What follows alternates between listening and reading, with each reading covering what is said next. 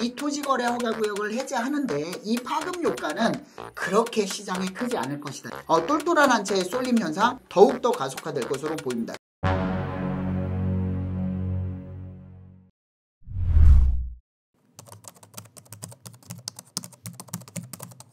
안녕하세요, 이충민입니다. 어제 서울시에서 갑작스럽게 토지거래 허가구역 해제를 발표를 했는데요. 자, 그동안 해제를 한다, 5년차가 됐다 이러면서 이런 해제에 대한 말들이 굉장히 많았고, 시장에 대해서는 해제에 대해서 이제 가늠하는 그런 전망들이 많았었습니다. 하지만 서울시에서는 꿈쩍도 하지 않았다가 갑자기 발표를 하게 됐는데요. 자, 그 내막을 좀 살펴보고 그 파급 효과는 얼마나 갈지 한번 살펴보도록 하겠습니다. 자, 그럼 서울시의 보도자료부터 살펴보도록 하겠습니다. 자, 서울시는요, 토지거래 허가구역을 지정할 수도 있고 해제할 수도 있습니다. 서울시는 토지거래 허가구역을 해제를 추진한다. 이게 바로 12일 어제 이제 발표한 보도자료인데 오늘부터 시행을 하는 거죠. 자, 과감한 규제 완화로 시민의 재산권 보호를 한다. 과연 이 토지거래 허가를 묶어놓고 풀어놓고 이게 재산권 보호가 맞는 건지는 잘 모르겠습니다만 아무튼 그렇게 발표를 했습니다. 국제교류 복합지구 GBC라고 하죠. 이 인근 삼성동 일대 이 인근 이제 잠실, 삼성, 대치, 청담 14군데는 유지를 하고 나머지는 전부 해제를 한다. 그러니까 305군데였는데 14군데만 제외를 하고 나머지는 해제를 한다라고 발표를 했습니다. 그리고 신속통합기획구역이죠. 6곳은 즉시 해제를 한다. 자, 신속통합기획구역 후보지로 지정되면은 자동적으로 토지거래 허가구역으로 이제 지정이 되게 되어 있습니다. 근데 이 구역도 6군데 즉시 해제를 한다라고 발표를 했고요. 또 27년까지는 순차적으로 다 해제를 할 것이다. 그러니까 실질적으로 여러 가지 여건 속에서 서울시에서는 부동산에 대한 가격 상승이 좀 안정화가 되거나 부동산 시장이 굉장히 좀 위험하다, 어려울 것으로 예상을 하는 것으로 좀 추측이 됩니다. 왜냐면은 27년까지 토지거래 허가구역을 해제를 순차적으로 한다라는 것은 그만큼 부동산에 대한 자금 수요, 자금의 유입이 적을 것으로 예상을 하고 가격 상승폭 또한 적을 것으로 예상을 하기 때문에 이렇게 27년까지 예상을 해서 순차적으로 해제를 할 것이다라고 발표를 했다라고 예상이 되고요. 자, 그리고 연구 용역 결과 지정 초기에는 효과가 있으나 시간의 흐름에 따라서 효과가 점점 더 희석되고 감소한다. 자, 여기서 제가 드릴 말씀이 있는데 제가 부동산에 입문한 지 20년이 조금 넘었습니다. 20년이 좀 넘었는데 자, 그때도 처음 제가 부동산에 입문할 때도 토지거래 허가구역, 물론 서울뿐만이 아니라 지방에 있는 토지, 그때 당시에는 이제 택지개발지구라든가 아니면 산업도시라든가 이런 지산이라든가 지방산업단지라든가 국가산업단지, 국산이라든가 이런 지역들이 굉장히 많았는데 이런 지역마다 토지거래 허가구역을 묶였을 때 이런 부동산에 관심 있는 분들은 뭐라고 했었냐면요. 이때 야, 토지거래 허가구역을 묶은다는 것은 이 지역의 땅값이나 부동산 가격이 올라간다라는 걸 정부에서 이거를 증명해 준 것이다. 안전한 자산이라고 증명해 준 것이기 때문에 이거는 수단과 방법을 가리지 말고 투자를 해야 된다라는 그런 얘기가 20년 전에도 있었습니다. 그런데 이거를 아직도 지금까지 20년 넘게 학습을 했으면서도 이 토지거래 허가가 과연 부동산 가격을 안정시킨다? 부동산 가격 상승하는 것을 억제한다? 아직도 이렇게 믿고 있는 건지 아니면은 이 토지거래 허가를 지정을 함으로써 어떤 반대급부가 있는 세력이 있는지 저는 이거를 되묻고 싶습니다. 그래서 여기 보면은 이건 당연한 결과입니다. 연구 용역 결과 지정 초기에는 효과가 잠깐 있을 수 있으나 시간이 흐르면서 효과는 점점 더 감소하기 때문에 지금 결과적으로 5년 가까이 된 지금에 와서는 토지거래 허가 효과가 없다라고 이제 인정이 된 거죠. 그렇기 때문에 해제를 한다라고 발표를 했습니다. 자, 이제 재건축 이제 그 토지거래 허가구역이 305군데였는데 14군데를 빼고서 이제 해제를 했습니다. 하지만 또 이제 2020년에 구역지 이제 토지거래 허가구역으로 묶인 데는 이제 해제를 일부 했는데 2021년도 4월달에 또 토지거래 허가구역 묶인 데가 있습니다. 바로 압려, 목성, 압구정, 여의도, 목동, 성수 이런 지역들은 규제가 유지한다라고 볼 수 있습니다. 그리고 여기 같은 경우에는 아직 이제 1년 넘게 남아있기 때문에 아마 여기도 마지막 자존심이지 않을까. 그리고 공공재개발이나 신속통합기획구역 이런 지역들은 아직 토지거래 허가구역으로 묶여있다라고 말씀드릴 수 있습니다. 자, 우리가 이어서 토지거래 허가구역의 지정이나 해제 이런 그 과거에 이제 이 역사가 어떻게 왔는지를 좀 지금의 현재가 과거에 어떤 역사로 이루어졌는지를 한번 이런 여러 가지 이제 정책들로 한번 살펴보겠습니다. 자, 그러면은 2020년까지 올라가야 되니까 전 정권으로 올라가야 되겠죠. 자, 그래서 간단하게 좀 정리를 해봤는데 한번 자료 화면을 보면서 살펴보도록 하겠습니다. 지금 해제된 구역들 14군데 빼고 305군데 중에 14군데 빼고 이 지역들 자체가 2020년도 6월에 지정이 됐습니다.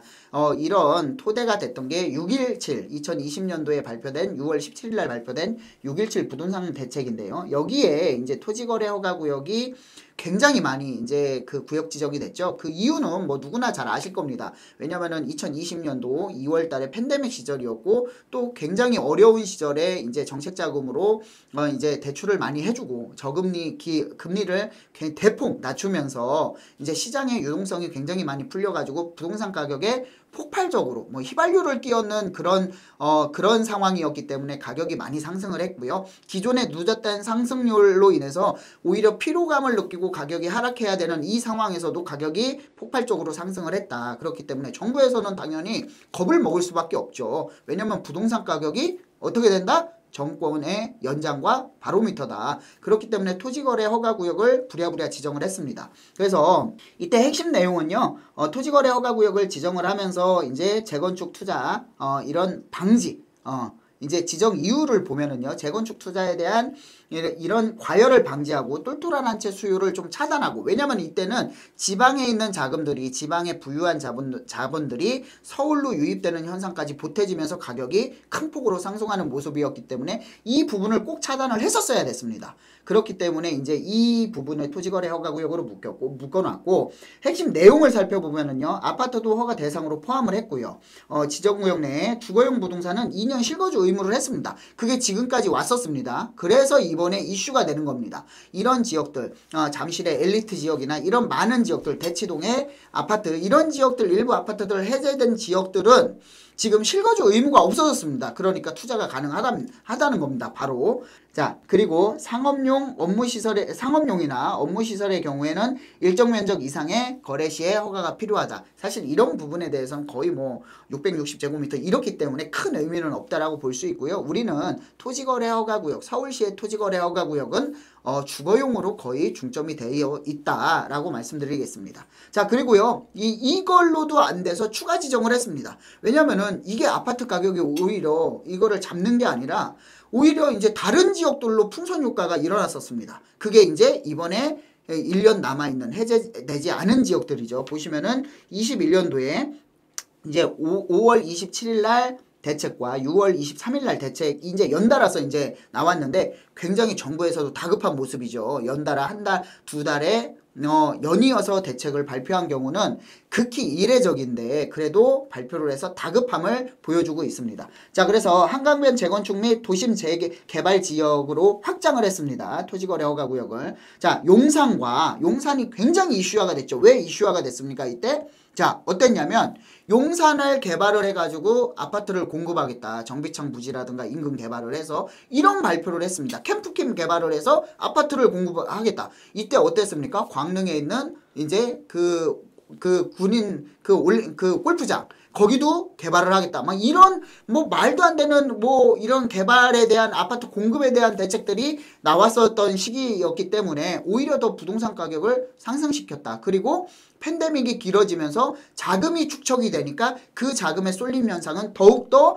부동산과 아파트 쪽으로 쏠리게 됐다. 그렇기 때문에 추가 지정을 했다라고 말씀드릴 수 있고요. 자, 그래서 여기 보시면은 뭐 용산과 압구정, 그 다음에 여의도, 목동, 성수동 이런 지역들이 추가 지정이 됐다라고 말씀드릴 수 있습니다. 자, 이유는 간단합니다. 도심의 주요 재개발 재건축 단지에 지분 쪼개기 및 갭 투자를 확산하는 것을 막겠다라는 것이고요. 그 다음에 개발 기대감으로 외지인이나 법인 투자가 증가하기 때문에 이런 부분들도 전면적으로 차단을 하겠다라는 의도였습니다. 그렇지만 전혀 반대로 시장 상황은 흘러갔습니다. 풍선 효과가 엄청났죠.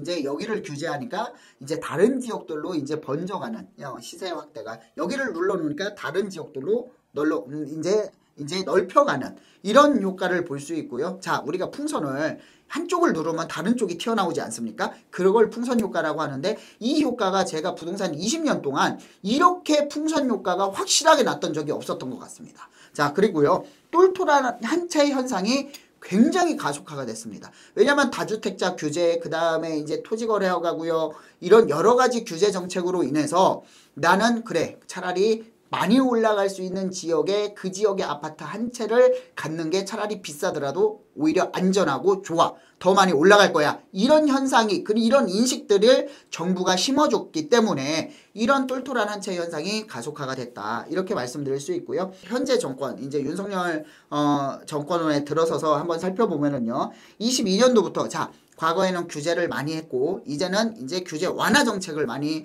폈다라고 볼 수 있고요. 시장 정상화 기조에 따라서 규제 완화 정책을 폈다. 이렇게 완화 정책을 계속해서 하고 있다라고 말씀드릴 수 있습니다.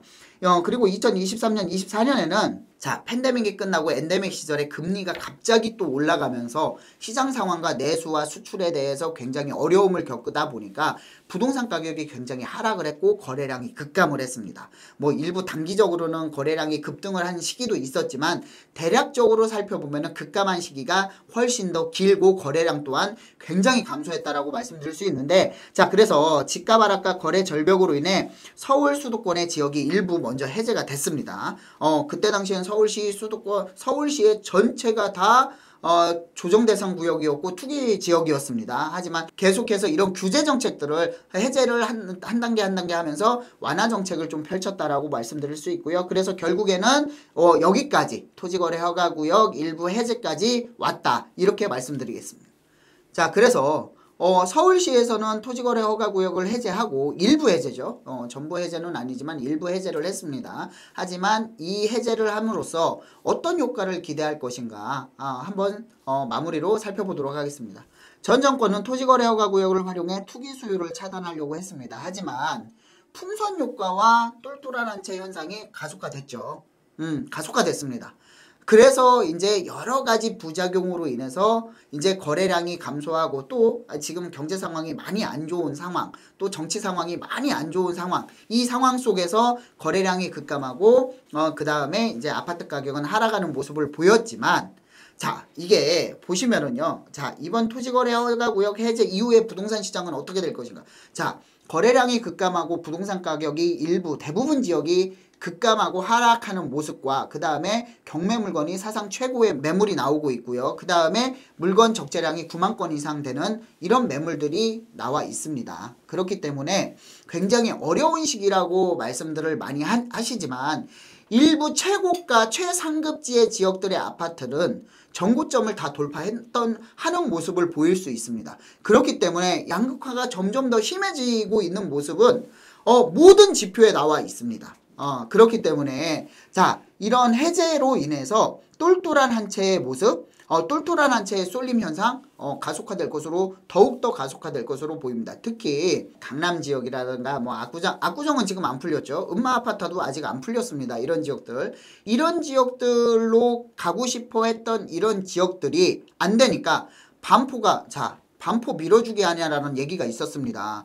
압구정 다 묶어놓고 강남 거의 다 묶어놓고 반포를 풀어놨기 때문에 반포에 대한 풍선 효과가 엄청났죠. 압구정에 대한 풍선 효과가 반포로 엄청났습니다. 하지만 이번에 엘리트레가 다 풀리면서 이제 지방에 있는 고액 자산가들 있죠. 지방에 있는 고액 자산가들은 내가 여기 살고 싶어도 이제 뭐 향후에 서울에 몇 년 뒤에 올라올 것으로 예상을 해서 미리 사놓고 싶어도 상급지에 가고 싶어도 못 갔던 상황이었었는데 이런 고액 자산가들이 지방에 있는 고액 자산가들이 서울에 투자할 수 있는 길이 열려졌다. 이런 지역들 같은 경우에는요.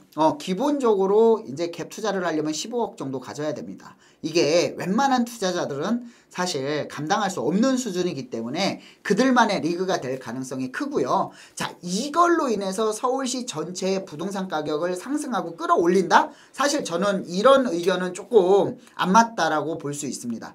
저는 좀 이런 의견이 아니고요. 이 이 토지거래 허가구역을 해제하는데 이 파급 효과는 그렇게 시장이 크지 않을 것이다. 일부 지역들, 그러니까 해제된 지역들, 인근 지역들의 해제 효과는 클지 몰라도 이 지역들, 외의 지역들로 전체적인 시장의 바람으로 타고 흘러가지는 않을 것이다라고 예상을 합니다. 그렇기 때문에 뭐 이거를 조금 내가 이 지역에 꼭 들어가고 나는 이 지역 아니면 안 돼라고 했던 분들은 기회가 될지 모르겠지만 이 해제로 인해서 내가 가지고 있는 어느 서울 외곽 지역에 내가 안 팔리던 아파트가 가격이 올라가가지고 나는 팔 수 있을 것 같아. 아니면은 내가 저쪽 지역에 가격이 올라갈 것 같으니까 더 토지거래 허가구역 해제로 인해서 더 외곽 지역에 내가 저 아파트 자금이 없으니까 나는 2억대 3억대 자금이니까 외곽 지역밖에 안 되는데 그 지역까지 올라갈 것 같아 해가지고 이 지역을 매수를 한다라 그렇게 광범위한 효과는 없을 것으로 생각이 되기 때문에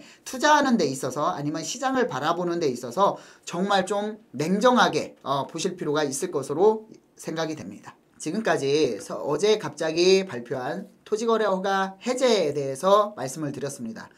경기가 점점 더 침체 속으로 장기화돼 가고 있는 모습입니다. 그럴 때일수록 이제 이런 여러 가지 규제 정책들이 이제 완화 정책으로 전환이 되는 모습을 볼 수 있는데요. 이런 정책을 발표할 때마다 정책에 대한 기대 효과와 그리고 그 정책에 대해서 어떻게 시장 방향이 흘러갈지를 살펴보는 시간을 그때그때 한번 가져보도록 하겠습니다. 자, 오늘은 이것으로 마무리하겠습니다. 감사합니다. 시청하시고 부동산 쪽에서 뭐든지 좋습니다. 그래서 궁금하신 부분이 있으면 댓글로 남겨주시면은 현실적으로 컨텐츠를 만들어 가지고 한번 촬영하는 그런 시간을 계속 갖도록 하겠습니다. 오늘은 여기서 마무리하겠습니다. 감사합니다.